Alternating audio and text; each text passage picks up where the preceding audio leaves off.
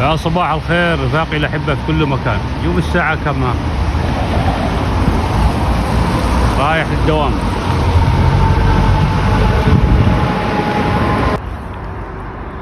أما المليونيرات من أثرياء الحرب، من أذناب وعملاء المحتل الإماراتي والسعودي، طبعا نايمين، لا شغلة ولا مشغلة، يناموا للظهر، يصحوا فطور فندقي، وغارقين في حياة الترف بالفلل والشقق والفنادق. وبعدين سؤال، من اللي يصرف عليهم داخل هذه الدول؟ مقيمين في الإمارات، وشق منهم مقيم في السعودية، في مصر. وطبعا لازم تعرفوا أنهم يسافروا من هذه الدول إلى دول أخرى، وعائلاتهم هناك، وأولادهم يدرسوا مدارس خاصة وحياة مريحة. فلذلك شوفوهم كانوا منتفين لأمس. عتريس الزبيدي كان حافي، ما عنده شيء، يعني كان يسرق بقر، وحتى ما كانش في الحراك الجنوبي. يجب أن تعلموا يعني لما ناضلنا ضد النظام العفاشي ما أحد كان يعرفه، ولا شيء. من 2007 ما عرفه هذا عتريس الزبيدي. 2015 الناس كلها ده حرب، يعني حرب ملعونة، يلعن اليوم اللي شفنا فيه هذا الإماراتي والسعودي.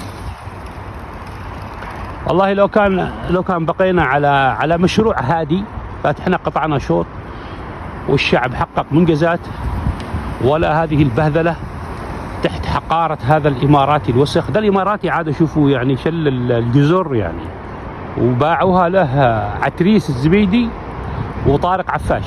جزيرة سقطرى، جزيرة عبد كوري، منيون، ذي طبعا ولا حد يتكلم عنها، ومستولي عليها الإماراتي، ولا تستطيع تدخلها أنت يمني. ما ذي خلاص تعتبر أراضي إماراتية.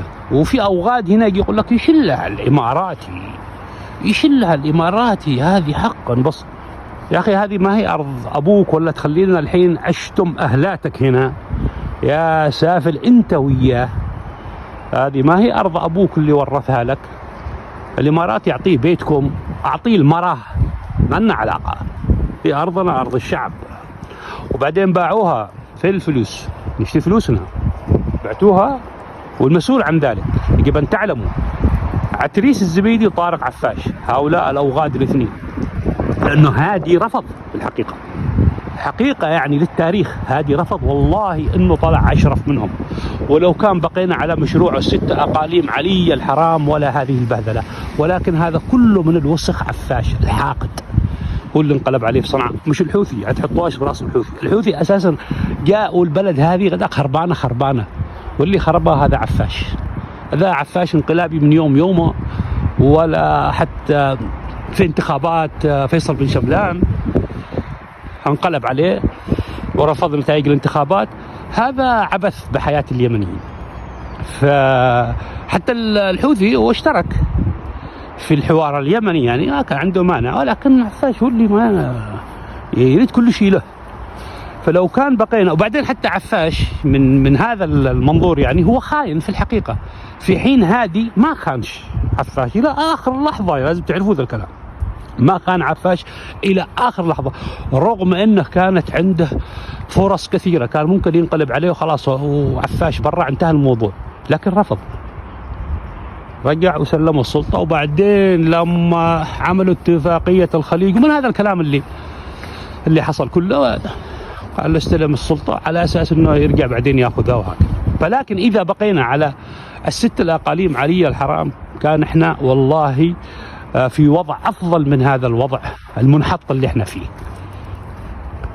وكانت الأقاليم هذه يعني استفادت من إنتاجها، واستفادت من مواردها، وكانت البلد ماشية بأمن وأمان. كان أفضل والله اتضح أنه هذه أشرف منهم والله.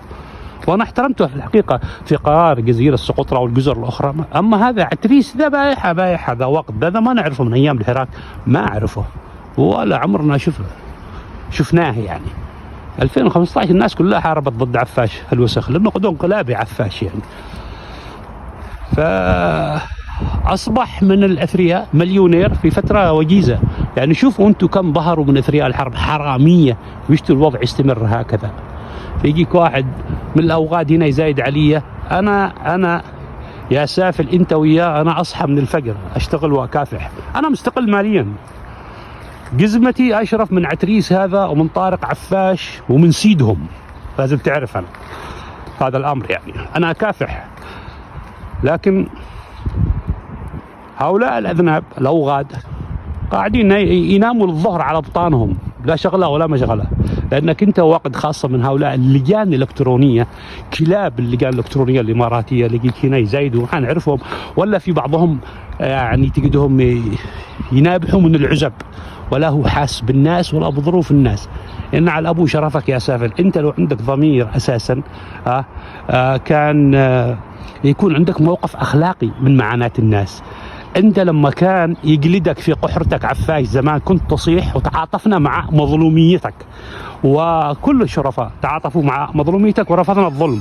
فأنت اليوم جاي تسب للناس عشان أنها تعاني من هذا المحتل الإماراتي والعبث اللي يحصل في البلد، فأنت مجرد وغد، ما كان يحصل لك كان فعلا كنت تستحقه، يعني لأن هذه ليست تصرفات ولا أخلاق الأحرار الشرفاء.